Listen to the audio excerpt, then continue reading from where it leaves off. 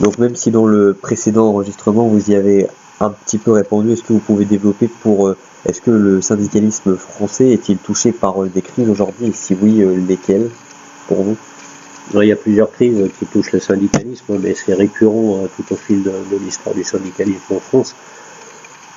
La première crise, j'en ai parlé tout à l'heure, c'est la crise de confiance. Le taux de confiance que mettent les salariés dans le syndicalisme en général pour les défendre est très très fluctuant, avec une grosse cote de faveur pour la CGT sur tous les sondages. Mais il n'empêche que, tenez, on prend l'exemple d'une entreprise lambda, les délégués du personnel, qui sont des gens qui défendent sur le terrain les situations des uns et des autres, sont majoritairement des CGT, des CGTistes. Les élus au comité d'entreprise, qui ont deux prérogatives très fortes. La première et la plus importante à mes yeux, c'est le droit de regard sur la gestion et la gouvernance de l'entreprise. Et la deuxième, qui est l'arbre qui cache la forêt, c'est la prérogative des activités sociales et culturelles. Je résume ça souvent avec un rire un peu amer au coin des lèvres, c'est la vente des Madeleines bijoux. Voilà. Ces gens-là sont souvent des gens de syndicats réformistes, donc CFDT ou ça, etc.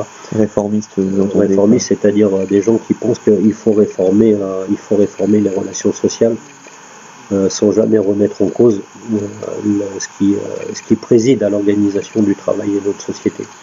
En face de ça, il y a des syndicats qu'on appelle révolutionnaires, dont fait partie la CGT, qui pensent que c'est en combattant, et c'est pas en négociant forcément, c'est en combattant ce qu'ils trouvent être mauvais, et en faisant des propositions, bien sûr, des contre-propositions qu'on peut avancer. En combattant, pas en négociant, donc en gagnant, entre guillemets, pleinement la bataille plutôt qu'à moitié. Voilà, c'est oui, si tant est que les autres aillent au combat. Après, c'est des termes guerriers qui peuvent aussi choquer, ça fait partie des crises du syndicalisme en France à notre époque. On est loin d'une société guerrière, ça a été vrai il y a quelques décennies, mais on en est quand même sorti, et avec les nouvelles générations, et tant mieux, on en sort de plus en plus. L'essence même de l'existence d'un syndicat comme la CGT, c'est la revendication, c'est-à-dire la réponse concrète à un besoin social. Un besoin social, c'est quoi? C'est avoir du salaire pour pouvoir vivre dignement, avoir du salaire pour pouvoir éduquer nos enfants, pour avoir accès à la culture, etc. Mais c'est aussi pouvoir travailler dans de bonnes conditions, et c'est aussi en contrepartie, bien entendu, ça fait partie du jeu, avoir une entreprise saine, une entreprise qui investit, une entreprise qui se développe, mais une entreprise qui crée de la richesse en la partageant. Voilà, en la partageant pas entre l'investissement d'entreprise et l'actionnaire, mais en la partageant le plus possible entre les gens qui la créent. Donc ça fait partie aussi fondamentalement des crises de syndicalisme. C'est cette incompréhension entre ce qu'on vit en tant qu'individu sur notre lieu de travail, et puis ces notions qui sont peut-être un peu plus agrégées, des notions un petit peu plus éloignées du quotidien des gens. La deuxième raison d'une crise globale du syndicalisme, c'est, il me semble avoir dit tout à l'heure, la foultitude aujourd'hui de syndicats, et bien au-delà des syndicats, les coordinations qui prennent le relais, etc. Et puis, dans une situation de crise socio-économique profonde, je pense qu'à un moment donné, lorsque le syndicalisme est en échec, plus ou moins répété, les gens cherchent des solutions individuelles. Et je crois qu'on en est là aussi aujourd'hui. D'accord.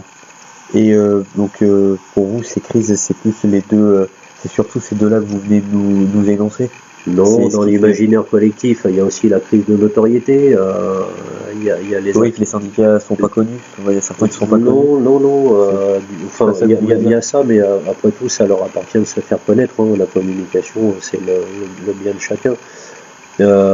Les conflits ou les scandales de la CGC chez Renault, par rapport aux bibliothèques, les malversations, les scandales ou les incompréhensions autour du centre d'action sociale de EDF qui était piloté à une époque par la CGT, des choses comme ça, des affichages ou de la désinformation. La CGT est propriétaire par exemple d'un manoir dans la vallée de Chevreuse. Voilà. Quand on dit ça comme ça, on dit mais c'est quoi? C'est pas un syndicat d'ouvriers, c'est un syndicat riche.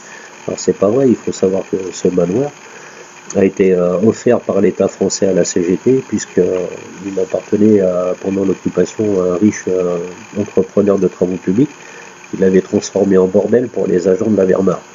Ce sont les résistants CGT qui sont venus les déloger et qui ont débloqué ça. Voilà.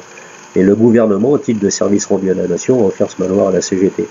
Mais si on dit comme ça, si on balance en désinformant que la CGT est propriétaire d'un manoir, voilà, ça fait un scandale.